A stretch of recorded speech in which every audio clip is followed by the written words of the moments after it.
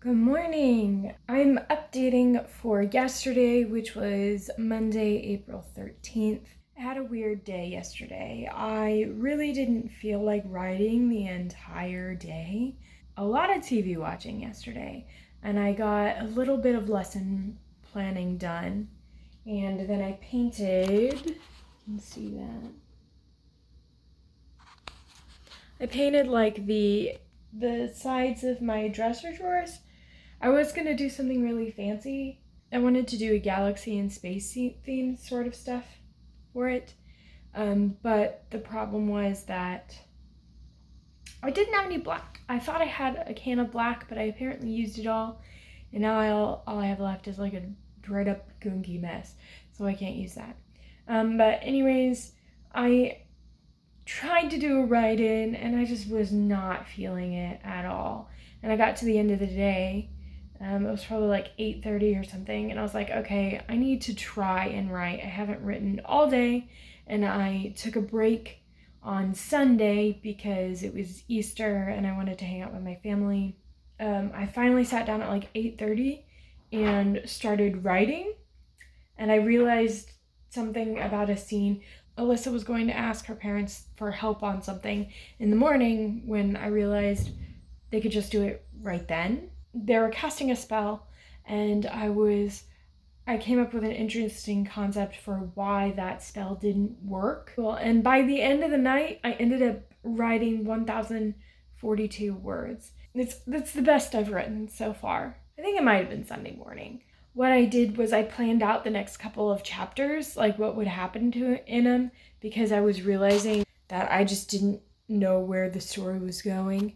I just jotted down the basics of what would happen in a chapter. I'm still struggling with the concept of magic in the mundane sort of thing. Like when you're writing a scene that's written at night and written in a house of people who do magic, which is what Alyssa's house is, it's super easy to find the magical moments because the mood's right for it. But the next scene that I'm going to write is Corey going back to her aunt's house and taking a walk, which it's harder to find the magical in that, but I know I can, so maybe I just need to go for a walk. I think a big reason why yesterday I didn't write in my book was, one, I wasn't in the mood for it. Like the entire day I just was not in a mood for writing that book. But for some reason in the morning, I had this gut instinct of wanting to write a sweeping fantasy novel, like one of those intense, super in-depth, world-building focused novels. I have so many old stories that I don't want to come up with new stuff generally because I have characters and I love the characters. What I generally do is I take characters and like the basic stories that I've had for those characters and I mold them into something that I would like to see in a story. I started working on the epic fantasy and just kind of doing some basic ideas for what it could be. And what I did was I had two stories that were actually connected. So basically, this first story that I came up with was set in the present for the story, and it was about a girl named Wisp, and she's kind of fairy blessed, which I'm seeing as a theme in my stories. She was going to meet up with another character, and that character was going to be half like fae sort of thing, and his mother was going to be a part of this group of people. And that was where the conflict showed up. And then the mother's sister was going to be involved in there at some point. But then I realized yesterday when I was working on this stuff, this is a long vlogging thing. I realized yesterday when I was working on the stuff in there that I didn't like the boy character. Like he had no substance to him. He was just kind of very flat, and he was one that I couldn't figure out because I wrote like 18,000 words of the Wisp novel beforehand, and I didn't like his character, so I was like, okay, I'm just gonna get rid of him. And then I decided that the story that was originally going to be about his mother and her sister growing up, what I decided is I shifted that so that it was actually in the same timeline as Wisp. But that's like a story that I'm probably going to be toying with. Alright, this is an update for Tuesday, April 14th. I forgot to vlog because I wrote at like 9 o'clock last night. Anyways, it was too late for me to vlog, so I'm doing it this morning. Nothing super exciting. I got a decent chunk of writing done. It was like 857 words, as my calendar says. I did a write-in with Natalia Lee and Brooke Passmore on YouTube. We're going to do a little bit of a craft room office thing tour because I just got a new desk, so I thought I would commiserate it. So this is my hallway. I've got like pictures of my friends on the side, and then up here I got this theater sign that I got from Hobby Lobby, I think is what it was from. And then over here I've got my desk. This is where I put random things in my candles, and most of that stuff is going to be stuff that's I use regularly. This trash can here was actually my grandma's, and it's actually one of those ones where you can like press on the bottom and open up the top. Then I've got a painting. That was a painting I did in high school of me. Here's my wall of like random stuff. This is mostly like inspiration sorts of things. So there's some art. Then there's some things like, there's some art, then there's some things like this, which are the basics of a story. Then I have some things that I'd like to cosplay at some point. I have a NaNoWriMo board. Then I've got some Owl Crate things. This picture here is a picture that my sister drew. And this is Raven Boys. And this is a moose, because I found a photo somewhere online that was like a Raven Boys aesthetic. There was a moose on the thing, like instead of an elk. It was weird. I don't know. Maybe it was an elk and I just didn't know what an elk looked like, but it sure looked like a moose to me. But it became like a joke. So there's her lovely art. I love my sister's drawings. Then there's some posters. And then NaNoWriMo poster. And then this is the desk. It's really basic. It's not super pretty. I just put a dry erase like laminate on it because I had it on my last desk and I really liked having it because then I can just jot down some ideas. But I didn't want it right under me because I was worried it would get in the way. So I just put it kind of off to the side so you can still write notes on it and stuff. And then, yeah, it's basically just a desk like you would have in an office. It's not super impressive. It's nice to have because it's big and I like having the space. And my last desk was just like a drafting table, and it just wobbled a lot. Here's all of my crafting stuff. All of it, all my crafting stuff, and then my freaking, all my crafting stuff, and then this is my stinking printer that randomly turns on and scares the crap out of me, but there you go. And there's my typewriter that I did the video on. Sewing machine, this is my sewing desk. That drawing, if you see this on here, this desk used to be my sister's and she had painted on it. With stuff and like drew marker on it, and that was Sharpie there and it stayed. And then here's my like music corner. I guess all I have is a guitar and my keyboard, which the speakers blew on it, so I can only use headphones, which I guess is good if I have an apartment anyways, but I don't have neighbors right now, so it's kind of pointless. Oh yeah, so that's my craft room. It's super tiny. It's not super big, but I wanted to show it off since I had a new desk and I have cool things now. Good morning. I'm vlogging in my kitchen because in the lighting. Hi. I am vlogging in my kitchen this morning because and talking over my kettle. I'm not going outside today because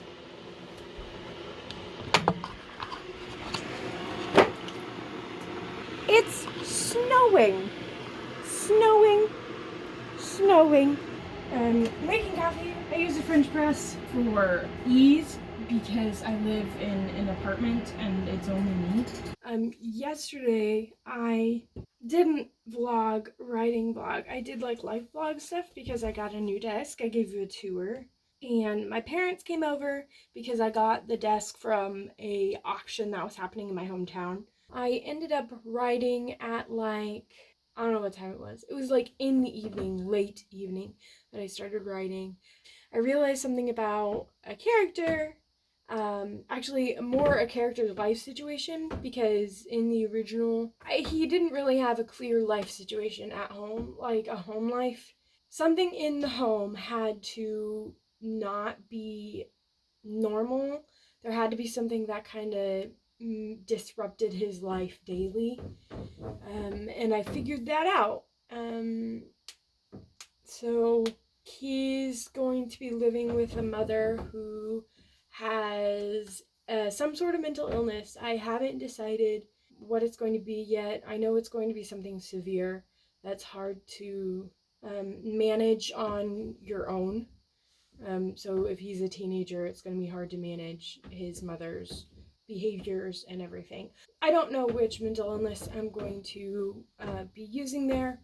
I will do my research on whatever it is, and I will make sure that it is a accurate representation of what a mental illness would be and not a convenient representation of what a mental illness should be. I want to make sure that they're represented correctly because misrepresentation is so damaging with mental health stuff.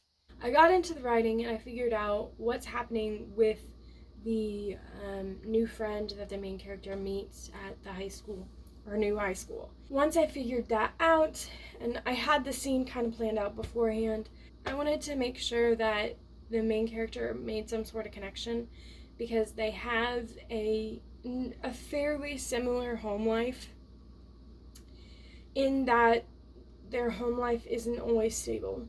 And I kind of want them to make a connection about that. Both of the characters are not. Hi! Come here.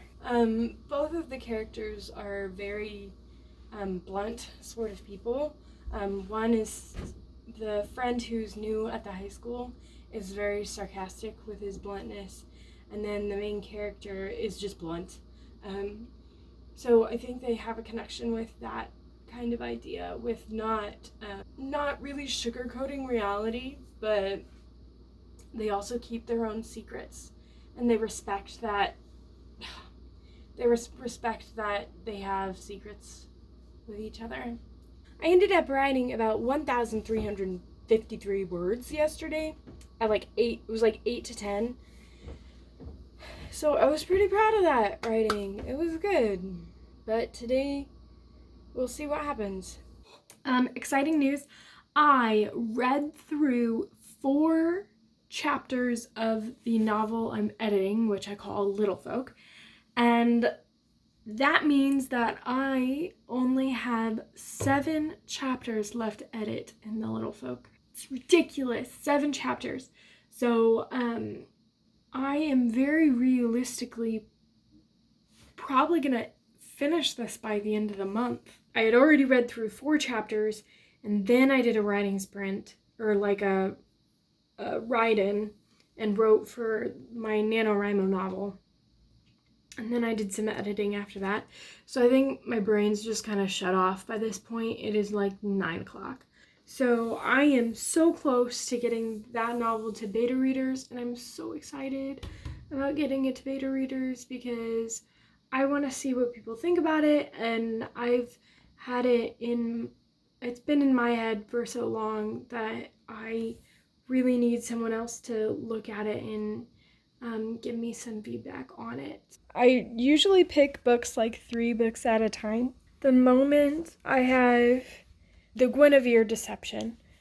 And I have Truthwitch, which is going to be Jessica Williamson and Kate Kavanaugh's book club book, so I wanted to read that. So I'm gonna pick one more book, and I'm trying to get one of these guys to help me pick it. So we'll see how this goes. I know this is silly, but we'll see. I don't know. I don't have any other ways. Oh, wait. That's the one?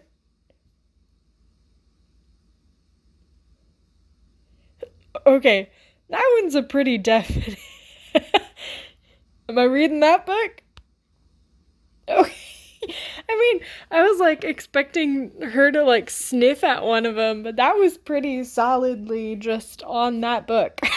Anyways, so this book is Winter Wood. Oh my gosh, the lighting is horrible here. Winter Wood by Shay Earnshaw. This book, it's the Owl Crate edition, but look at that. I absolutely love when books have coloring like that. It's so pretty. This Marie Lu one has silver. Well, I'm guessing that's going to be my third book. Today I did a lot of schoolwork stuff. I emailed quite a few people, like students, and I emailed some parents because I have some students that haven't been doing work. So I did a lot of school stuff this morning, and then after that I read a book. I started reading this book the first week of my vlog, and I got onto the Mercy Thompson series, and I started reading like a bunch of those, and I have since stopped reading the Mercy Thompson series. The book I was reading was Learning to Breathe. It's contemporary. I'm not used to contemporary. It took me a while to get into it. But once I actually started reading it and like got into the rhythm of it, I didn't stop reading it today. I'm gonna take it to school eventually for my kids to read because it's not a book I would read again, but it was good. So I want to pass it on. Oh, and then after that, my brain was super tired. I jumped onto a random live stream. I got like 353 words. But this is the final day of the final day of week 3. Oh, look at my little cat's toes. Look at the toe. He got angry at me looking at his toe beans. Look at how cute they are. Like, he never looks this cute. He's a big guy. He doesn't do cute. But he looks cute there.